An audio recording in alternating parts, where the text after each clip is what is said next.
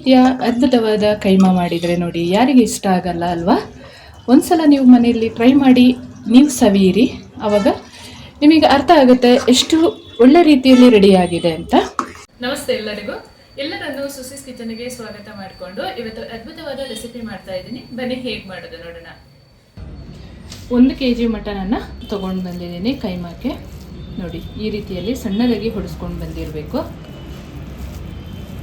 ಇದನ್ನು ಇವಾಗ ಮಿಕ್ಸಿ ಜಾರಿಗೆ ಹಾಕ್ಕೊಂಡು 2 ರೌಂಡು ತಿರುಗಿಸ್ಕೊಳ್ಳೋಣ.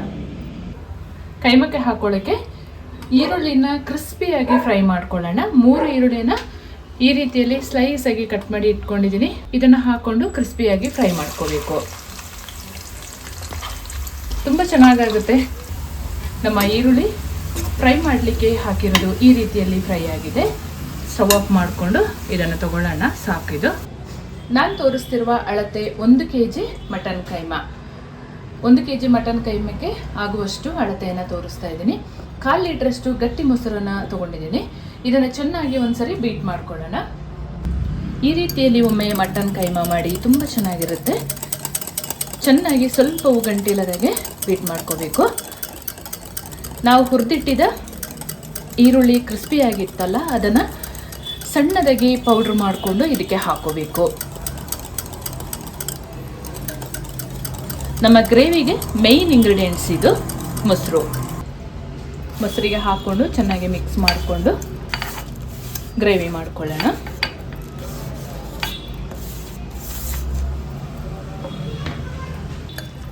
ಚೆನ್ನಾಗಿ ಈರುಳ್ಳಿ ಮತ್ತು ಮೊಸರನ್ನ ಒಂದ್ಸರಿ ಕಲಿಸ್ಕೊಳ್ಳೋಣ.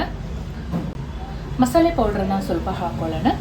1/4 ಚಮಚದಷ್ಟು ಅರಿಶಿನ ಪೌಡರ್, ಹುರಿದ ಜೀರಿಗೆ ಪೌಡರ್ 1 ಚಮಚದಷ್ಟು, ಕೊತ್ತಂಬರಿ ಪೌಡರ್ 1 ಚಮಚದಷ್ಟು ಸೇರಿಸ್ಕೊಳ್ಳೋಣ. ಗರಂ ಮಸಾಲ 1 ಚಮಚದಷ್ಟು, ಕಾಶ್ಮೀರಿ ಚಿಲ್ಲಿ ಪೌಡರ್ 1.5 ಚಮಚದಷ್ಟು ಹಾಕ್ಕೊಂಡು ಚೆನ್ನಾಗಿ ಮಿಕ್ಸ್ ಮಾಡ್ಕೊಳ್ಳೋಣ. ರುಚಿಗೆ ತಕ್ಕಷ್ಟು ಉಪ್ಪು ಹಾಕ್ಕೊಳ್ಳೋಣ. ನಾನು 1 ಚಮಚದಷ್ಟು ಹಾಕ್ಕೊಳ್ತೀನಿ, ಆಮೇಲಿಂದ ನೋಡಿ ಹಾಕ್ಕೊಳ್ಬೋದು. ಇದು ಗ್ರೇವಿಗೆ ರೆಡಿ ಮಾಡಿ ಇಟ್ಕೊಂಡ್ರೆ ತುಂಬ ಚೆನ್ನಾಗಾಗುತ್ತೆ. ಈ ಥರ ಒಂದ್ಸಲ ನೀವು ಕೈಮಾ ಮಾಡಿ ಟ್ರೈ ಮಾಡಿ. ಈ ರೀತಿಯ ಯಾವುದೇ ಅಡುಗೆ ಮಾಡಿದರೂ ಕೂಡ ನೀವು ನನಗೆ ಕಮೆಂಟಲ್ಲಿ ತಿಳಿಸೋದನ್ನು ಮರಿಬೇಡಿ. ನಿಮ್ಮ ಕಮೆಂಟ್ ಓದಲು ನಾನು ಕಾಯ್ತಾ ಇರ್ತೀನಿ. ಹಾಗೆ ನನಗೆ ಹೊಸ ಹೊಸ ಅಡುಗೆ ಮಾಡಲು ಕೂಡ ತುಂಬ ಖುಷಿಯಾಗುತ್ತೆ ನಿಮ್ಮ ಕಮೆಂಟ್ ನೋಡಿ. ಇದನ್ನು ಒಂದು ಸೈಡಲ್ಲಿಡೋಣ. 2 ಟೇಬಲ್ ಸ್ಪೂನಷ್ಟು ಕಡಲೆ ಹಿಟ್ಟನ್ನು ಹಾಕ್ಕೊಂಡಿದ್ದೀನಿ. ಚೆನ್ನಾಗಿ ಫ್ರೈ ಮಾಡ್ಕೊಳ್ಳೋಣ. ಒಂದು 5 ನಿಮಿಷ ಫ್ರೈ ಮಾಡಿಕೊಂಡ್ರೆ ಸಾಕು. ತುಂಬ ರುಚಿ ಕೊಡುತ್ತೆ ಇದು. ಕಡಲೆ ಹಿಟ್ಟು ಫ್ರೈ ಮಾಡಿ ಕೈಮಕ್ಕೆ ಹಾಕ್ಕೊಂಡ್ರೆ ನಿಧಾನ ಉರಿಯಲ್ಲಿ ಒಂದು 5 ನಿಮಿಷ ಫ್ರೈ ಮಾಡಿಕೊಂಡ್ರೆ ಸಾಕಾಗುತ್ತೆ.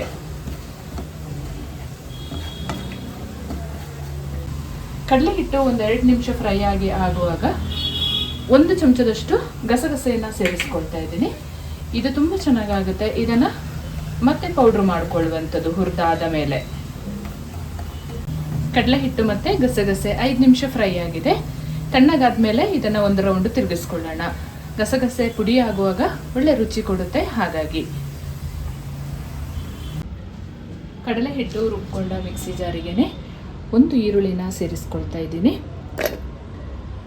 1.5 ಇಂಚು ಶುಂಠಿನ ಸೇರಿಸ್ಕೊಳ್ತಾ ಇದ್ದೀನಿ. 1 ಗಡ್ಡೆ ಬೆಳ್ಳುಳ್ಳಿನ ಸಿಪ್ಪೆ ತೆಗೆದು ತರಿತರಿಯಾಗಿ ರುಬ್ಕೊಳ್ಬೇಕು. ಇದನ್ನೆಲ್ಲ ಸ್ವಲ್ಪ ಕೊತ್ತಂಬರಿ ಸೊಪ್ಪು,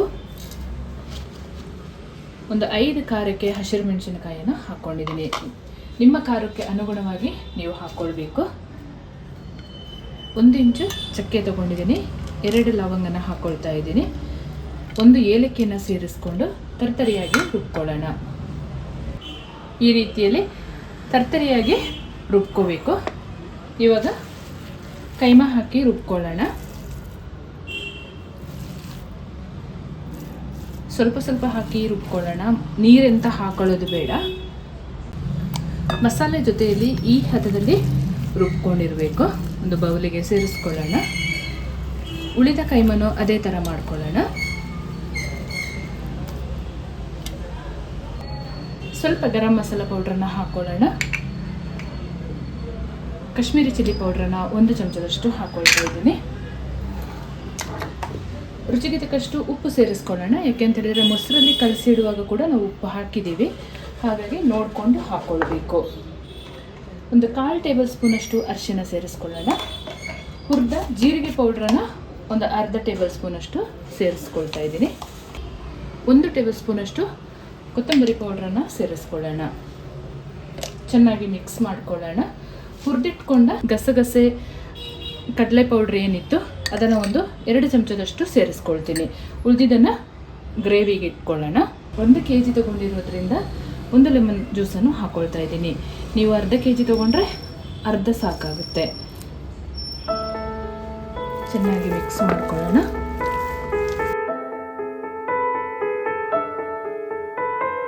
ಕಡಲೆ ಹಿಟ್ಟು ಮತ್ತು ಮಟನು ಮಸಾಲೆ ಎಲ್ಲ ಚೆನ್ನಾಗಿ ಮಿಕ್ಸ್ ಆಗಬೇಕು. ಈ ಹದದಲ್ಲಿ ಮಿಕ್ಸ್ ಆದ ಮೇಲೆ ನಮಗೆ ಎಷ್ಟು ದಪ್ಪ ಬೇಕೋ ಅಷ್ಟು ದಪ್ಪ ಉಂಡೆ ಕಟ್ಕೊಳ್ಳೋಣ. ಈ ರೀತಿಯಲ್ಲಿ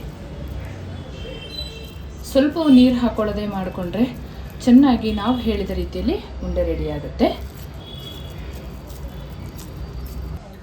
ನಾನು ತಗೊಂಡಿರುವಂಥ ಕೈಮಾ ನೋಡಿ, ಇಷ್ಟು ಉಂಡೆ ರೆಡಿಯಾಗಿದೆ. ಇಲ್ಲೊಂದು 15 ಉಂಡೆ ರೆಡಿಯಾಗಿದೆ. ಟೋಟಲಾಗಿ ಒಂದು 35ರಿಂದ 40 ಉಂಡೆ ರೆಡಿಯಾಗಿರ್ಬೋದು. ನಾನು ಈರುಳ್ಳಿ ಫ್ರೈ ಮಾಡೋಕ್ಕೆ ತೊಗೊಂಡಿರುವ ಎಣ್ಣೆನೇ ಯೂಸ್ ಮಾಡ್ತಾ ಇದ್ದೀನಿ. ಹೈ ಫ್ಲೇಮ್ ಇಟ್ಕೊಂಡು ಈ ಉಂಡೆನ ಹುರ್ಕೋಬಾರ್ದು, ಮೀಡಿಯಮ್ ಫ್ಲೇಮಲ್ಲಿ ಇಟ್ಕೋಬೇಕು.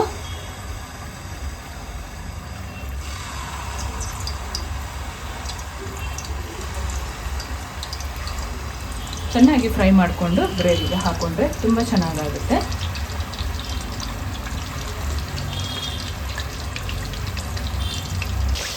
ಎಲ್ಲ ಉಂಡೆನ ಇದೇ ರೀತಿಯಲ್ಲಿ ಫ್ರೈ ಮಾಡ್ಕೋಬೇಕು.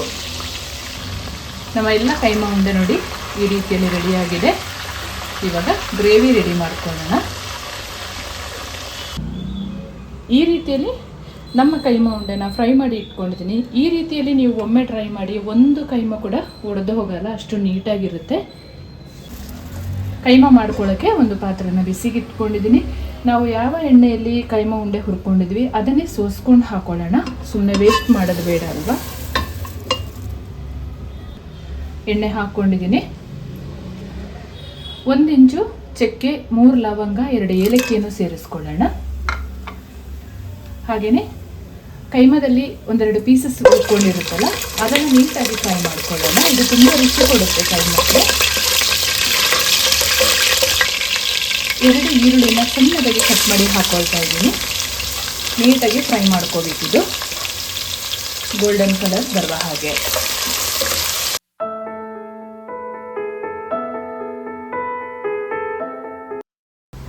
ಸಣ್ಣ ಒಂದು ಮಿಕ್ಸಿ ಜಾರ್ ತಗೊಂಡು 1 ಇಂಚಷ್ಟು ಶುಂಠಿ ಹಾಕ್ಕೊಂಡಿದ್ದೀನಿ. 1 ಗೆಡ್ಡೆ ಬೆಳ್ಳುಳ್ಳಿಯನ್ನು ಸಿಪ್ಪೆ ಸುಲಿದು ಹಾಕ್ಕೊಳ್ತಾ ಇದ್ದೀನಿ.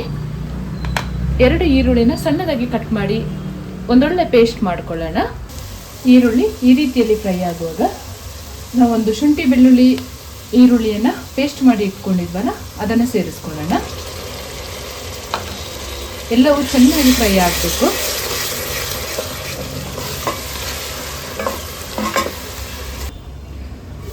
ಈ ರೀತಿಯಲ್ಲಿ ಚೆನ್ನಾಗಿ ಬೆಂದ್ಕೊಂಡಿರಬೇಕು. ನಾವು ರೆಡಿ ಮಾಡಿ ಇಟ್ಕೊಂಡ ಮೊಸರು ಮಸಾಲೆಯನ್ನು ಹಾಕೊಳ್ಳೋಣ.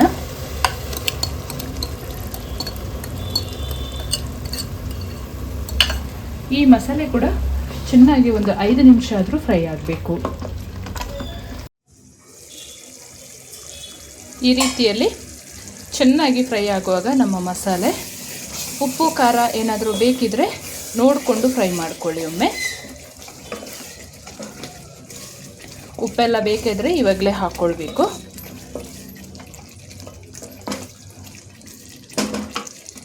ಇವಾಗ ನಾವು ಹುರಿದಿಟ್ಕೊಂಡಿದ್ದ ಕಡಲೆ ಪೌಡ್ರನ್ನು ಸೇರಿಸ್ಕೊಳ್ಳೋಣ. ಕಡಲೆ ಪುಡಿಯನ್ನು ಸೇರಿಸ್ಕೊಂಡು ಒಂದು 3 ನಿಮಿಷ ಚೆನ್ನಾಗಿ ಫ್ರೈ ಮಾಡ್ಕೊಂಡು ಆದ ಮೇಲೆ ಸ್ವಲ್ಪ ನೀರು ಹಾಕ್ಕೊಂಡು ಅಡ್ಜಸ್ಟ್ ಮಾಡ್ಕೊಳ್ಳೋಣ. ನಮ್ಮ ಕೈಮಾಕ್ಕೆ ಎಷ್ಟು ನೀರು ಬೇಕು ಆ ಹದದಲ್ಲಿ ನೀರು ಹಾಕ್ಕೊಂಡ್ರೆ ಆಯಿತು. ನಮ್ಮ ಗ್ರೇವಿ ಈ ಹದದಲ್ಲಿ ರೆಡಿ ಆಗುವಾಗ ಸ್ವಲ್ಪ ನೀರನ್ನು ಹಾಕ್ಕೊಂಡು ಅಡ್ಜಸ್ಟ್ ಮಾಡ್ಕೊಳ್ತೀನಿ. ಚೆನ್ನಾಗಿ ಮಿಕ್ಸ್ ಮಾಡಿಕೊಂಡು ಕೈಮಾ ಉಂಡೆ ಏನಿದೆ ಹುರಿದಿಟ್ಕೊಂಡಿರುವಂಥದ್ದು ಅದನ್ನು ಸೇರಿಸ್ಕೊಳ್ಳೋಣ. ನಮ್ಮ ಕೈಮಾ ಗ್ರೇವಿ ಈ ರೀತಿಯಲ್ಲಿ ಚೆನ್ನಾಗಿ ಕುದೀತಾ ಇರುವಾಗ ಹುರಿದಿಟ್ಕೊಂಡ ಕೈಮಾ ಉಂಡೆನ ಸೇರಿಸ್ಕೊಳ್ಳೋಣ. ನಿಮಗೆ ತೆಳ್ಳಗೆ ಬೇಕಾದರೆ ನೀವು ತೆಳ್ಳಗೆ ಮಾಡ್ಕೋಬೋದು. ನನಗೆ ಅಷ್ಟು ತೆಳ್ಳಗೆ ಬೇಡ, ನಾನು ಹಾಗಾಗಿ ಸ್ವಲ್ಪ ಗಟ್ಟಿಯಾಗಿ ಮಾಡ್ಕೊಳ್ತಾ ಇದ್ದೀನಿ. ಚೆನ್ನಾಗಿ ಒಮ್ಮೆ ಮಿಕ್ಸ್ ಮಾಡ್ಕೊಳ್ಳೋಣ.